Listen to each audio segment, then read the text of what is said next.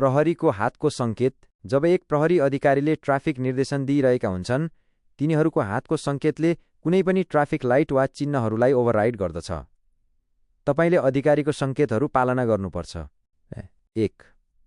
हातहरू तेर्सो रूपमा फैलाइएको। 1.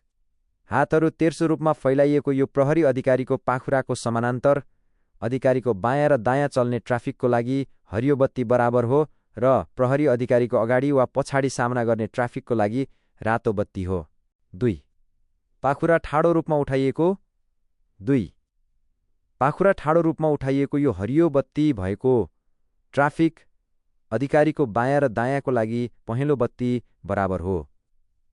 यो पहिले नै रोकिएको ट्राफिक अगाडि र पछाडिको लागि रातो बत्ती नै रहन्छ। 3.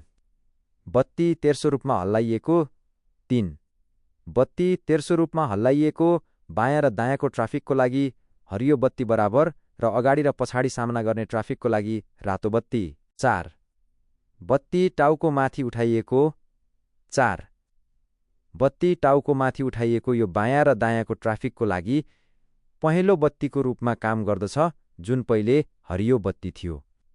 यो अगाडि र पछाडि सामना गर्ने ट्राफिकको लागि रातो बत्ती नै रहन्छ।